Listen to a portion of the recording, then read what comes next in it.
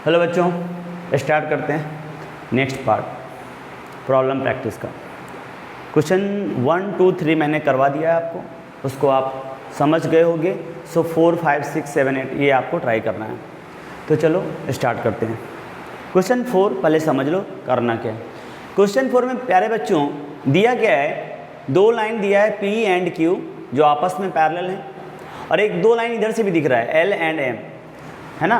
L and M भी आपस में पैरेलल है। So given L parallel M and P parallel Q।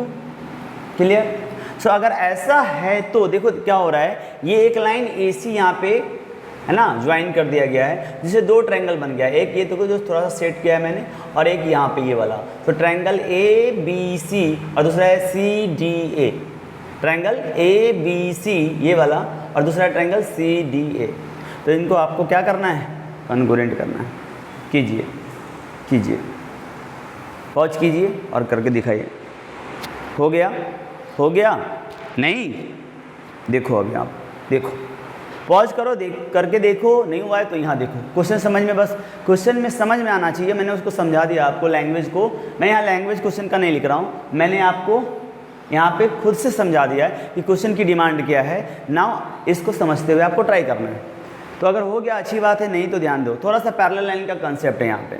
सो बच्चों ध्यान दो, मैं प्रूफ यहाँ पे लिखूँगा, प्रूफ यहाँ पे लिखूँगा। मैंने आपको पहले ही बताया था कि जो डायग्राम होता है ना, उस डायग्राम में चीज़ें अगर डायरेक्ट समझ में नहीं आए तो आप अलग अलग भी कर सकते हो। जैसे मैं यहाँ पे आपके हिंट देता हूँ यहाँ पे कि ये ट्रायंगल मैंने ऐसे कर लिया है ना, जिसका नाम मैंने रखा है ABC। ये क्या है ये दोस्त, ABC, ये नीचे वाला ट्रायंगल। और उधर वाला ट्रायंगल का नाम मैंने ऐसे लिया है ना, और इसका देखोगे तो ऐसा कुछ है, इसका नाम है ADC। अब इसको ना यहाँ से नहीं देख पाते हो तो अलग अलग करके देखो, सोचने का तरीका थोड़ा बदल दो मेरे दोस्त, मैं बताता हूँ, मज़ा आ जाएगा, समझ जाओगे। देखो सो ABC, सर इसमें तो कुछ दिया ही नहीं हुआ है, कुछ दिया नहीं है, कौन किसके साथ इक्वल है, कुछ आइडिया नहीं है। अरे बाबा ये खतरनाक हो गया सर। देखो कुछ नहीं दिया है ना तो दिमाग लगाना पड़ेगा, थोड़ा ज़्यादा दिमाग लगाना पड़ेगा। सबसे पहले मैंने आपको बताया हुआ है कि आप लिखो SSS, then side angle side ASA and RHS। Clear है? इसी को मैंने बताया था AAS या SAA। ऐसे मैंने बोला है एक बिगिनर जो शुरू कर रहा है, उसको शुरू में अपने आप नहीं आने लगेगा, रटा हुआ थोड़ी ना है कि लाइन बाय लाइन अपने आप लिखने लगोगे भूत की तरह। नहीं हो सकता, ये प्रैक्टिकल पॉसिबल नहीं है। जब आपको एक्सपीरियंस हो जाएगा, तो एक्सपीरियंस कैसे होगा, टीचर बन के नहीं, प्रॉब्लम प्रैक्टिस करके। सो कुछ प्रॉब्लम प्रैक्टिस करो, then you realise that okay now I am able to solve the questions. कैसे हो रहा है, जादू हो जाएगा। अरे जादू, यही तो है मैथ की जादू। सो सबसे पहले बात देखो यहाँ पे क्या करना चाहिए। सर कुछ नहीं दिया, अरे दिया कैसे नहीं है। देखो AC और AC दोनों में है, तो पहले तो यही पता चल गया कि AC कॉमन है। ध्यान दो, AC कॉमन है, एक साइड मिल गया। AB और DC सर देखने में इक्वल लग रहा है, नहीं देखने में से नहीं होगा। क्या रियल क्वेश्चन में दिया है? नहीं। सो AB इक्वल टू AC नहीं दिया है। अगर आप देखो मैंने बताया प्रूव करने का तरीका, जिसको प्रूव करना है वही लिखो, in triangle ABC and triangle ABC and triangle CDA। हम लोग इस पर वर्क करेंगे। क्या ABC और CDA में ढूंढना है, यही कुछ हो रहा होगा तभी कॉन्ग्रुएंसी का रूल लगेगा। अरे अदरवाइज चैप्टर कुछ सर्कल का होता। समझ लो मेरी बात, लगने वाला यही है। सो ABCD के बारे में कुछ नहीं दिया है, सो ये वाला पार्ट यहीं पे कैंसिल हो गया, नहीं यूज नहीं होगा। सो एक साइड पिक्चर से बाहर हो गया, एक साइड पिक्चर से बाहर हो गया। AB और CD नहीं लग रहा है। BC और DA, BC और DA के बारे में भी कुछ नहीं दिया गया है, सो ये भी पिक्चर से बाहर हो गया। ऐसे सोचो, ये कट करके दिखाना नहीं, आपको सोचना है। सो पता चला है 2 साइड इक्वल नहीं है, तो इसका मतलब जब 2 साइड इक्वल नहीं है तो यहीं पे गेम बाहर हो गया। समझ पा रहे हो? अब कहीं राइट एंगल दिख रहा है, नहीं, RHS भी बाहर हो गया। सो सोचना SAS पे है और ASA पे। लेकिन SAS में देखो ना, इसमें भी 2 साइड होना चाहिए जो इक्वल होना चाहिए। इसमें 2 साइड तो पहले ही बाहर तो हो चुका है। सो SAS भी पिक्चर से बाहर हो गया। ऐसे पिक्चर से बाहर कर दो। डायरेक्ट समझ में आ रहा तो अच्छी बात है, नहीं तो कट करो, कौन नहीं लगेगा। तो जो बच जाएगा वही लगेगा। अभी क्या बच गया है, ए एस ए, और आप देखो ना एक साइड मिल भी चुका है आपको, एक साइड मिल चुका है। सो साइड तो मिल चुका है, साइड तो मिल चुका है। अब दो एंगल ढूंढो। सर एंगल का तो कुछ यहाँ पे दिया नहीं है। दिया कैसे नहीं है, ये किस लिए दिया था, ये भजन करने के लिए दिया है। L parallel M and P parallel Q क्यों दिया है, उसको यूज करो। L पैरेलल M मतलब ये और ये पैरेलल है। तो ध्यान से देखो, अगर ये और ये पैरेलल है तो ये क्या होगा, ट्रांसवर्सल। ये अगर आगे आप लेके जाओगे तो ये क्या बनेगा, ट्रांसवर्सल। फिर से देखो यहाँ पे, ये L ये M पैरेलल, यस, ये ट्रांसवर्सल, ये वाला ट्रांसवर्सल। तो देखो यहाँ पे मैंने बताया है कि या तो ऐसा बने तो अल्टरनेट एंगल होता है, या तो जेड बने, है ना, तो समझ पा रहे हो, उल्टा जेड है या जेड है। सो ऐसे केस में क्या बनता है, अल्टरनेट एंगल बनता है। क्या आपको दिखने लगा कुछ, क्या देखो मेरे साथ, एक ऐसे लेके आओ, ऐसे ऐसे ऐसे, मैं इसको हाईलाइट करता हूँ, बड़ा करता हूँ, ऐसे ऐसे ऐसे। क्या ये वाला एंगल ये वाले एंगल के इक्वल हो गया क्या, देख लो, साइड ये है साइड, तो साइड का एक वाला एंगल इधर का, इधर इस वाले ट्रायंगल के लिए इस साइड का ये एक एंगल हो गया। सो अब इसके बारे में सोचो, इसके बारे में सोचो।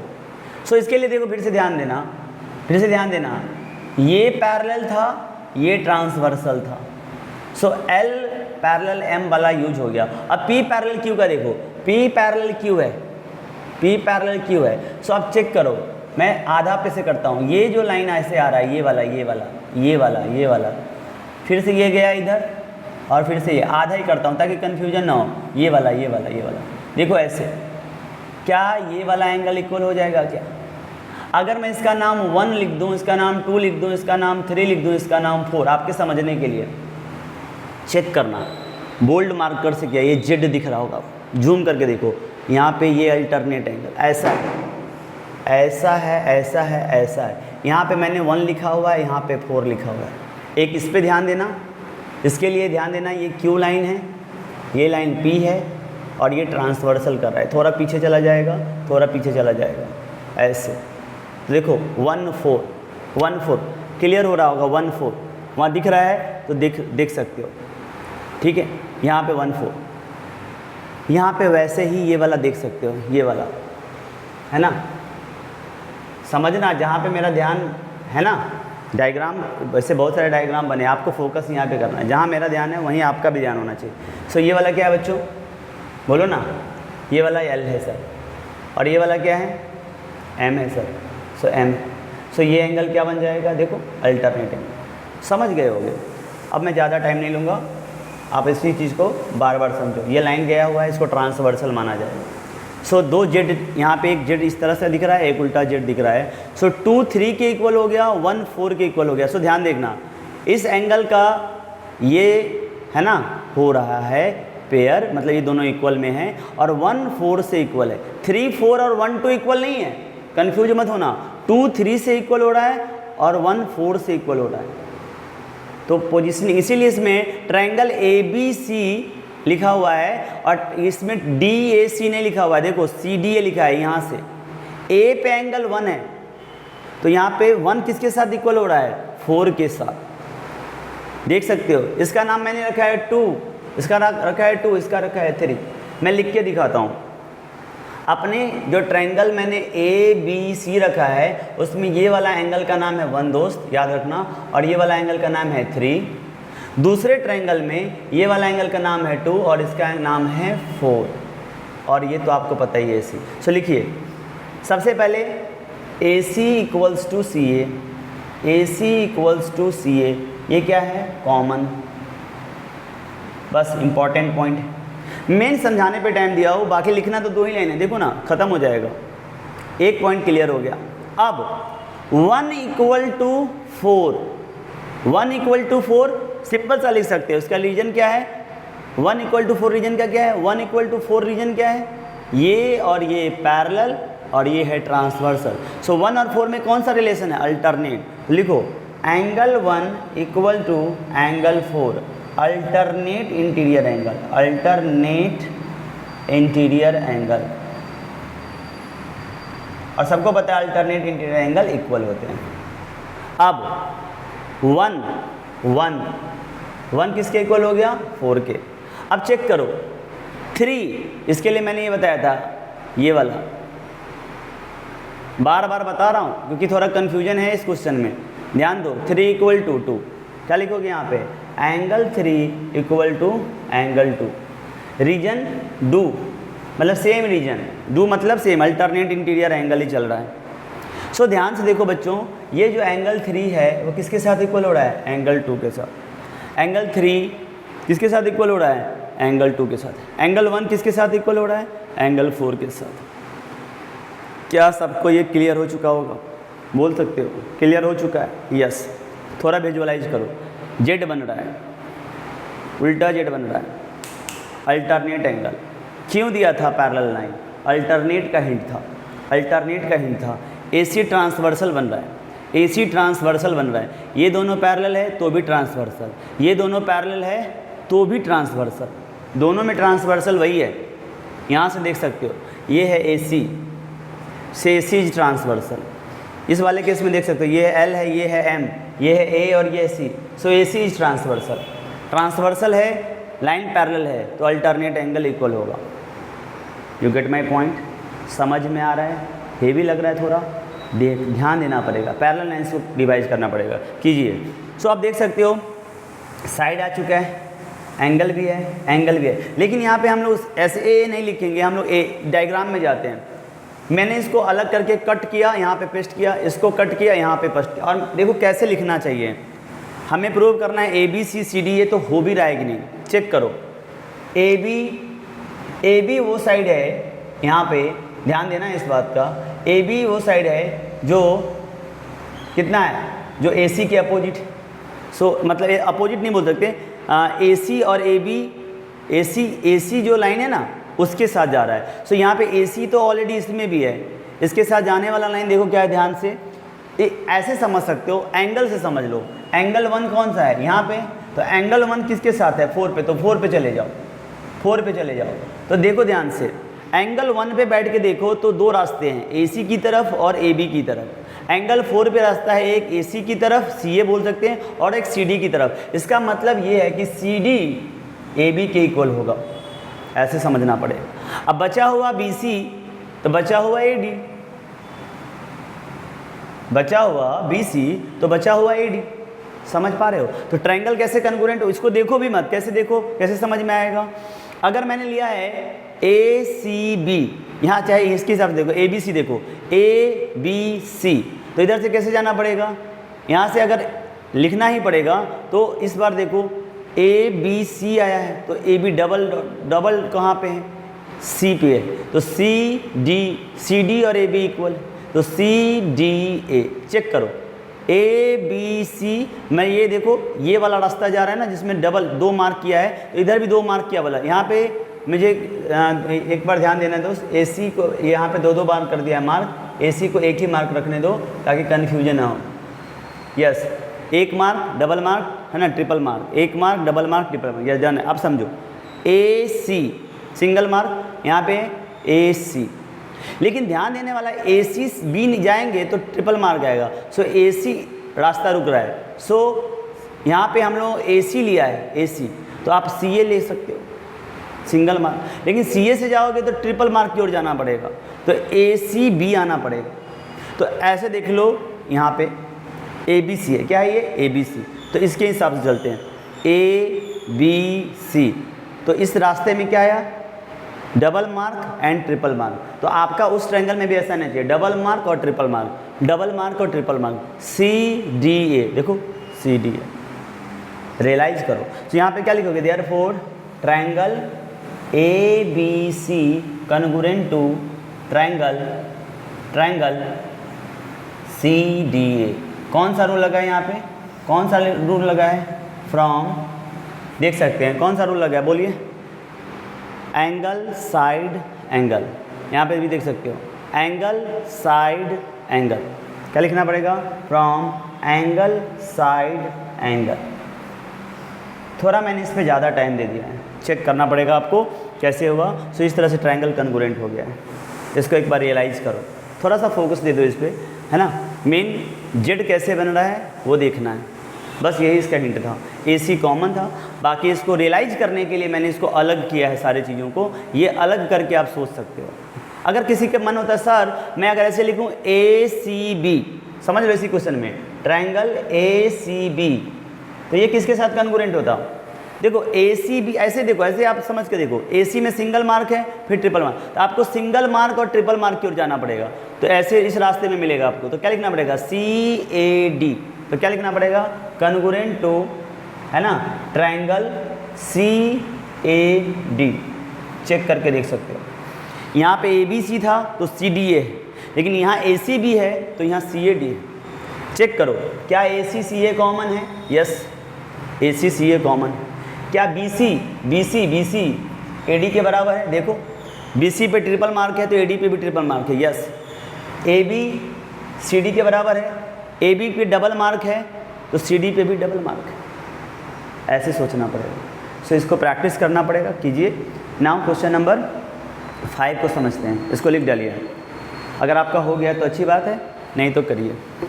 चलो मैं इसको रफ करता हूँ, पॉज करो, लिख लो। आ जाओ, अब थोड़ा सा फास्ट हो जाएंगे, है ना। क्वेश्चन नंबर 5 में, क्वेश्चन नंबर 5 क्या है चेक करते हैं बच्चों। क्वेश्चन नंबर 5 पहले समझ लो। ये एक लाइन है, थोड़ा पीछे की ओर लेके जा सकते हो उसको। ये एक लाइन है L, जिसने क्या किया, इस प्लेन के अंदर में एक एंगल A बन रहा होगा आपको, उसको बाइसेक्ट कर दिया है। इसीलिए मैंने 1 और 2 लिखा है। इस एंगल को, एंगल A को 2 पार्ट में डिवाइड किया। एंगल A ऐसे जा रहा था, ये एंगल A है जैसे QA एंड P, और अचानक से एक लाइन आया, इसको डिवाइड कर दिया। मतलब क्या किया? 2 इक्वल पार्ट में डिवाइड कर दिया। सो यहाँ 1 है, यहाँ 2 है, इसका मतलब क्या है? Angle 1 equal to angle 2। So देखो लिखा है line L is bisector of angle A that is angle 1 equal to angle 2।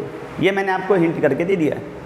Also BQ AQ के ऊपर में परपेंडिकुलर है, BP AP के ऊपर में परपेंडिकुलर है, या यूं कह लें कि angle Q and angle P दोनों 90 डिग्री। सो मैंने लिखा है angle Q and angle P 90 degree. अगर ऐसा है तो प्रूव करना है triangle AQB, triangle AQB is congruent to triangle APB। और अगर ऐसा हो जाता है तो फिर दूसरा प्रूव करना है कि BP इक्वल टू BQ। ये जो सेकंड पार्ट होता है ये आपको पहले से ही पता है, हम लोग जब भी करते आ रहे हैं वो अपने आप CPCT में आ जाता है, आपने बहुत सारे क्वेश्चंस को किया भी होगा। सो प्रूफ पे आते हैं, ध्यान दो, पहले अपने से करो, है ना, पहले अपने से प्रूफ करो। हो जा रहा है तो अच्छी बात है। 99% केस में मैं यही बताता हूँ कि जो हमें प्रूफ करना होता है वही हमारा हिंट होता है, वहीं से शुरुआत करनी होती है। बहुत सारे बच्चों को ये रहता है सर शुरू कहाँ से करें, यहीं से करो ना, स्टार्ट करो। In triangle APB, in triangle APB and triangle, दूसरा ट्रायंगल का नाम क्या है बोलो? AQB। In triangle APB and triangle AQB, APB and triangle AQB क्या दिया हुआ है, लेके चलते हैं। क्या AP AQ के बराबर है? क्या AP AQ कहीं से कुछ मार्क करके दिया है क्या? नहीं, देखने में लगता है सर, देखने में नहीं, अरे कन्ग्रुएंट करना है तो देखने में तो लगेगा ही। बहुत सारे बच्चे सर वही देखने में लग रहा है, नहीं ऐसा नहीं कर सकते, देखने में नहीं लग रहा है, ये नहीं लॉजिक लगेगा। दिया है क्या? नहीं। सो ये वाला पार्ट तो हमें मिला ही नहीं। PB QB यार इसके बारे में तो प्रूफ ही करने के लिए दिया गया है, नहीं। सो दो साइड पिक्चर से बाहर हो चुका है। क्या AB और AB, यस देख के लग रहा है AB आ रहा है मतलब कॉमन ही है। सो स्टार्ट करते हैं। AB equals to AB। मैं फिर से बोलना चाहता हूँ, आप पहले से ही ना SSS RH है ना, SAS ASA RHS ये ना अपने से समझते हुए इसी फॉर्मेट में नहीं लिखना। आपको नहीं पता है, याद नहीं है आपको, अगर आता है तो लिखो, कोई बात नहीं है, याद तो करना ही नहीं। मैंने पहले बताया मैथ हो फिजिक्स हो, याद नहीं करना है, लॉजिक लगाना है, लॉजिक लगाओ। यस, तो ये कॉमन है। कोई टीचर में देखता हूँ, ये बोलना नहीं चाहिए लेकिन देखते हैं, हाँ SAS करके जिस तरह से वैसे बोलते वैसे ही लिखो। अरे यार क्या हमें याद है क्या? हम तो दिमाग लगा रहे हैं ना, पहली बार हम रटते हैं क्या क्वेश्चन को? नहीं, हम रटेंगे नहीं। सो हमें पता चल जाएगा ना कि बाद में इसमें क्या क्या है, कि 2 साइड आया है, एक एंगल आया है, फिर फिगर में किस तरह से बन रहा है, फिर हम लिख देंगे। सो ये अप्रोच वैसे होनी चाहिए, सोचने का तरीका ये होना चाहिए। सो बच्चों पता चल रहा है एस एस पिक्चर से बाहर, ऐसे एस पिक्चर से बाहर। क्यों बाहर हो गया? क्यों? क्योंकि एक ही साइड पता है, 2 साइड तो इक्वल ही नहीं है। अब राइट एंगल वाला पार्ट अभी भी है इसमें, लेकिन क्या लगेगा ये अभी श्योर नहीं है।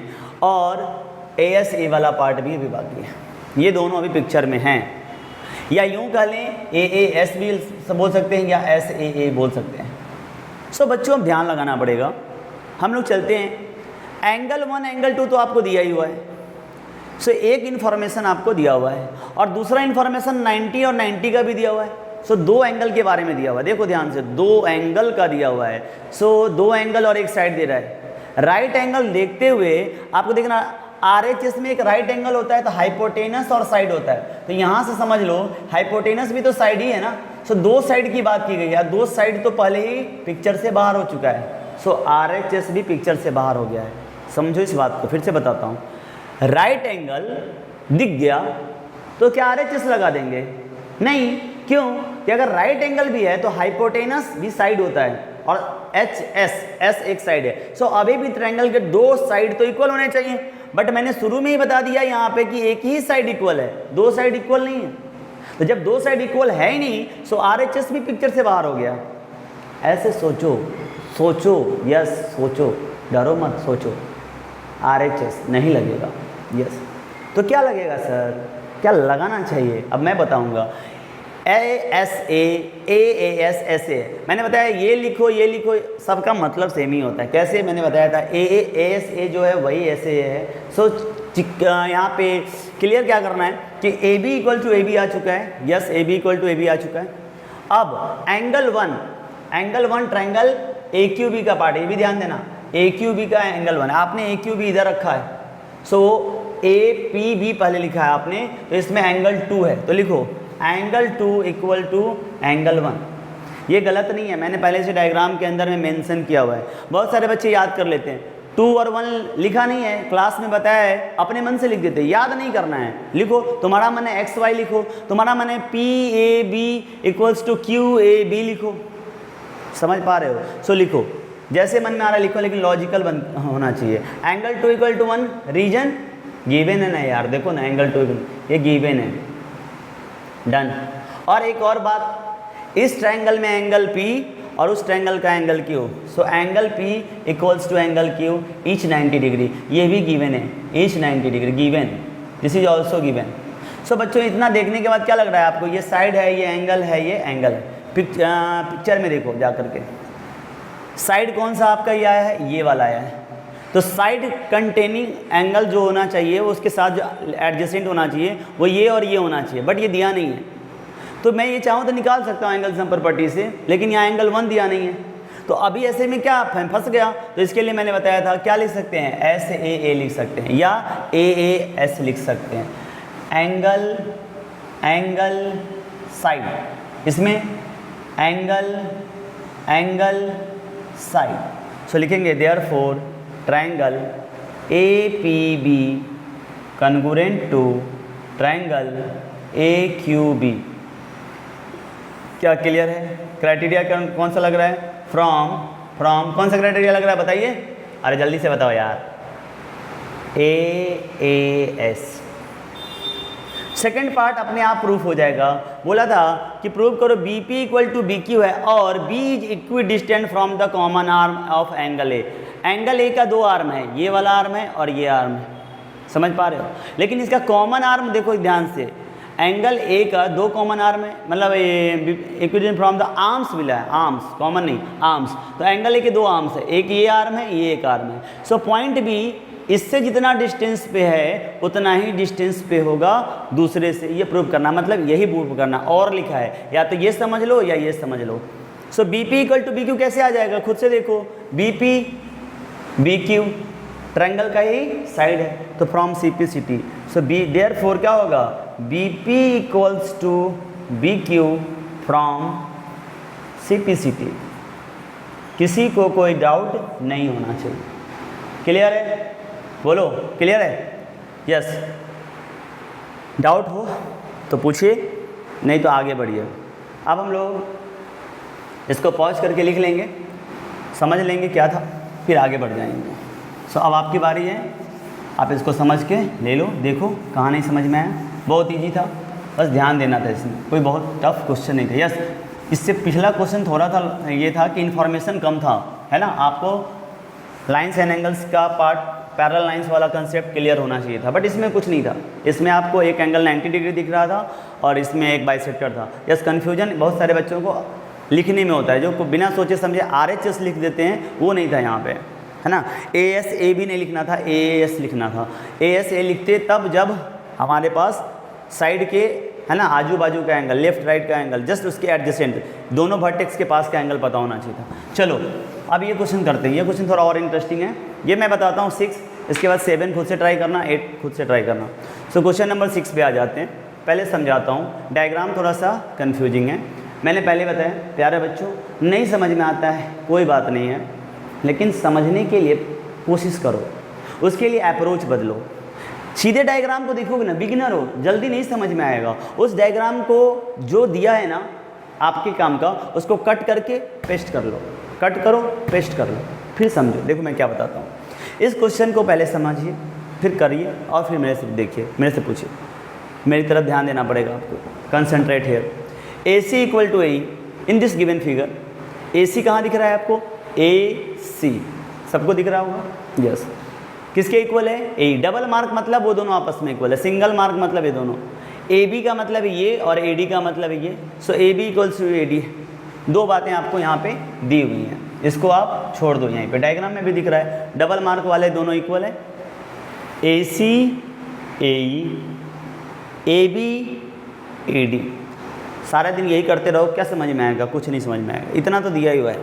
एक और दिया, angle bad, angle bad BAD, angle bad, ये वाला एंगल किसके इक्वल है बाबा? बोलो जल्दी से। एंगल EAC, ये वाला, ये वाला। ध्यान देना, ध्यान देना। जो प्रूव करना है ना, वो करना है BC equal to D। To prove BC equal to D। इस बार ट्रायंगल नहीं है, यहाँ पे ट्रायंगल नहीं है। प्रूव क्या करना है? BC यहाँ पे दिख रहा है, DE यहाँ दिख रहा है। सो अगर मेरी बात को मानते हो तो तुम्हें याद होगा, जो हमें प्रूफ करने के लिए दिया गया रहता है वही हमारा हिंट होता है। So BC equal to DE proof करना है। सो BC कहाँ पे? BC यहाँ पे। सो BC को लेकर के अभी कौन सा चैप्टर पढ़ रहे हैं? ट्रायंगल। कन्ग्रुएंसी लगाना है, तो कन्ग्रुएंसी क्या साइड में लगता है? नहीं, ट्रायंगल में लगता है। सो ट्रायंगल बनाना पड़ेगा। सो BC को लेकर के एक ट्रायंगल बनाओ, सोचो ट्रायंगल। सो BCA एक ट्रायंगल बन रहा है, या यूँ कहें ABC। और D के लिए, D कहाँ है? DE। सो D की बात करेंगे तो DE, DEA। बोलेंगे सर DEC भी तो, अरे ये छोटा ट्रायंगल हो जाएगा। खुद भी देख पा रहे हो कि ABC इतना बड़ा लिए हो तो DCE थोड़ी ना लोगे, समझ पा रहे हो? ABC को कट करो और यहाँ पेस्ट करो, ABC, है ना। रफ डायग्राम बनाएंगे ऐसे। ABC को कट करके पेस्ट कर लिया। इसके बाद BC से जुड़ा हुआ ये ट्रायंगल था जो मैंने साइड कर लिया। DE से जुड़ा हुआ ट्रायंगल ADE। अभी देखो यहाँ से ऐसे समझो, ADE।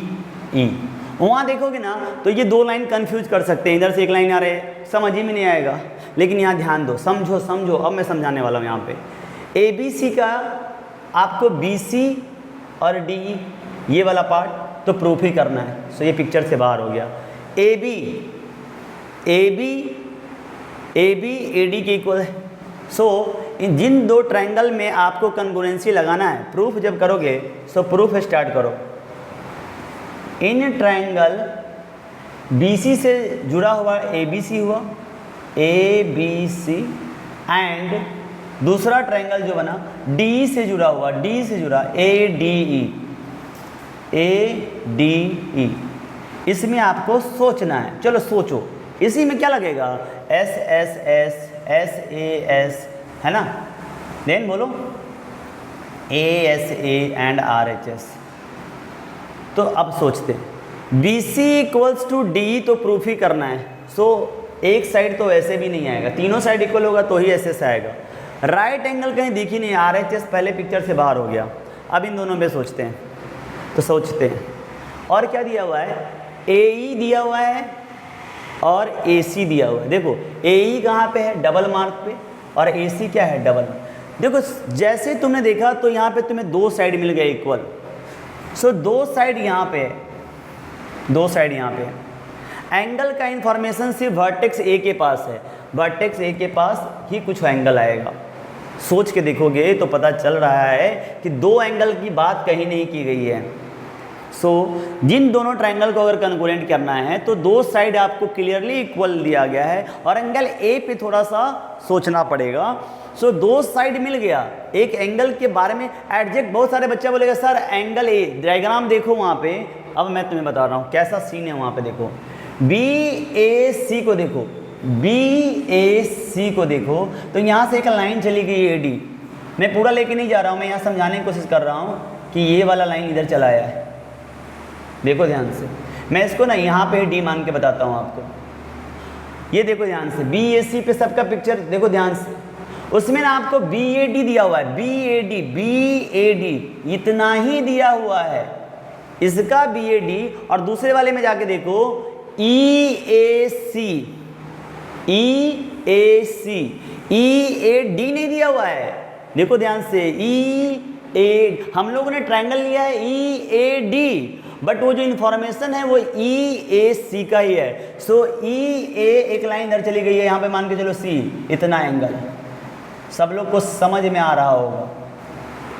अगर मैं इस ट्रायंगल को कन्ग्रुएंट करने जाता तो दो साइड इक्वल हैं, देख सकते हो। AB इक्वल्स टू AD, यहाँ से भी दिख रहा होगा। This is given no doubt. प्यारे बच्चों BC के बारे में और D के बारे में तो हमें प्रूफ ही करना है। सो BC और D, AB and AD, BC and D proof करना है। AC AE दिया हुआ है। So AC equals to AE, this is also given. प्यारे बच्चों अगर दो साइड दे दिया ना, दो साइड दे दिया तो मैंने उन दोनों को जाके देखा तो मुझे लग रहा है कि इसमें एंगल A है और इसमें भी एंगल A है। सो एंगल A कॉमन है।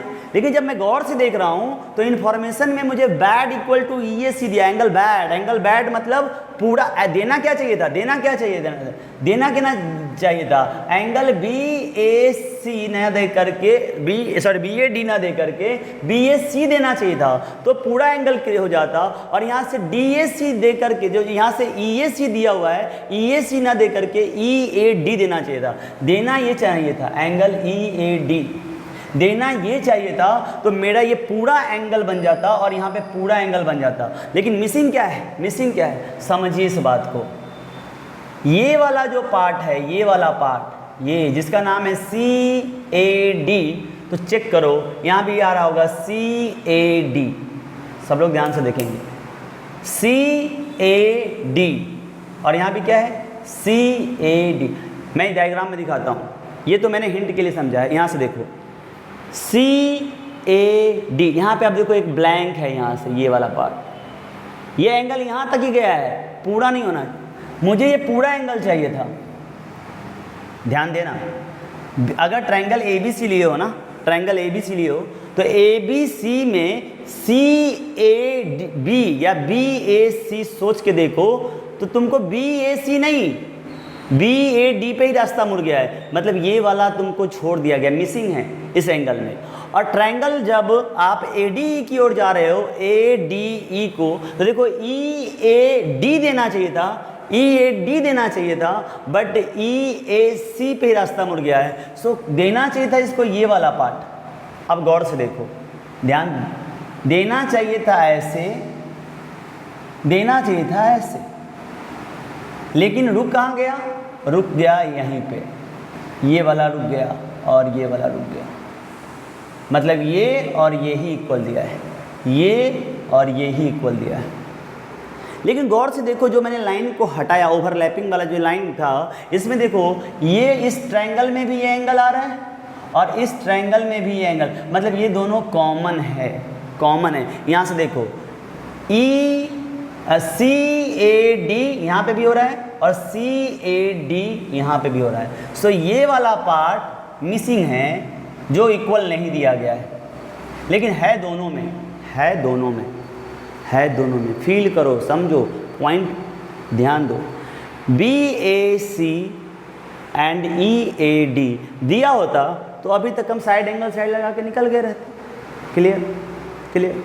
लेकिन आप देखो तो क्या दिया है, BAD, एंगल ए कंप्लीट ही नहीं हुआ यहाँ पे, साइड ये दोनों हैं, तो पूरा एंगल देना चाहिए ना, बट ये मिस कर गया, चूक गया, ये नहीं गया आगे।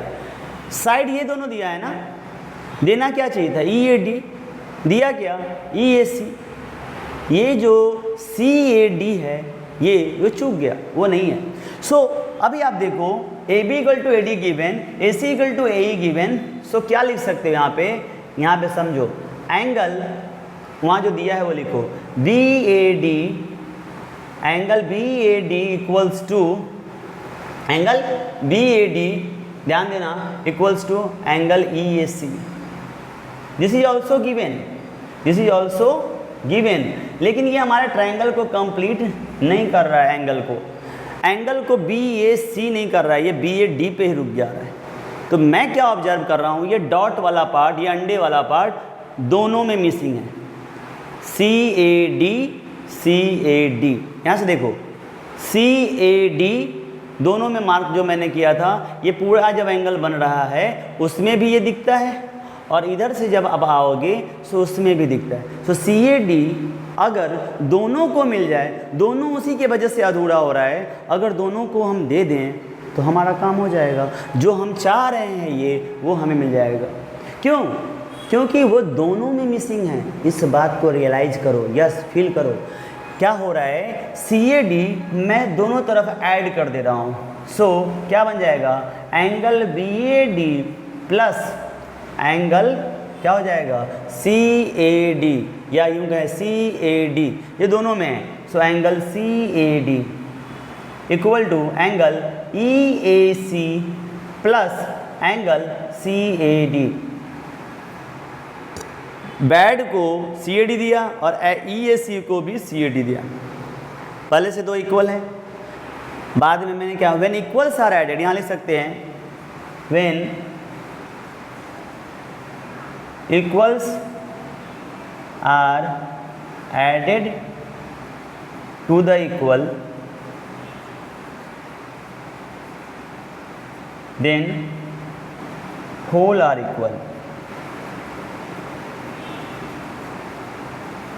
यूक्लिड्स एक्सियोम है बच्चों ये। सो देखो ध्यान से, अब इस फिगर में देखो, जो तुमको BAD दिया गया था उसमें जैसे ही CAD का साथ मिला, मतलब ये वाला पार्ट मिला, तो आप अब बोल दोगे ये प्लस ये अंडा और ये मान लो छोटा अंडा, दोनों मिलकर के क्या हो गया, एक पूरा एंगल बन गया। यस, एंगल BAC है ना, जो एंगल आपको चाहिए था वो मिल गया, पूरा का पूरा एंगल मिल गया आपको, बड़ा अंडा। समझने के लिए क्लियर है क्या, क्लियर है क्या? So angle BAD plus CAD जब बनेगा तो BAC बन जाएगा, एंगल BAC बन जाएगा इक्वल टू, इधर आ जाओ, इस वाले में EAC तो पहले से था यहाँ, EAC, उसको तुमने CAD दे दिया, CAD दे दिया, मतलब इस एंगल को ये एंगल दे दिया तुमने, ये पूरा का पूरा यहाँ तक आ गया। सो क्या हुआ, एक बड़ा अंडा और एक छोटा सा अंडा मिलकर के क्या हो गया, ये पूरा का पूरा है ना, ये पूरा का पूरा मिल जाएगा। सो उसको हम बोल सकते हैं क्या, एंगल EAD बन जाएगा। वो क्या बन जाएगा, एंगल EAD। बस कहानी इसी पे थी, कहानी इसी पे थी। ये आपने कैसे लाया, इसके लिए आपको थोड़ा सा लॉजिकल होना होगा, वहाँ से कॉपी करके यहाँ लाओ और देखो कि ये पूरा नहीं हो रहा है, ये आधा ही दिया हुआ है, ये आधा ही दिया हुआ है। लेकिन इसमें समझने वाली बात है कि ये जो मैंने सर्कल करके दिखाया है, ये वाला पार्ट, उस डायग्राम में विजुलाइज करके देखो, ये जो रीजन है, ये वाला रीजन, ये रीजन, ये जो एंगल बन रहा है, ये दोनों को चाहिए।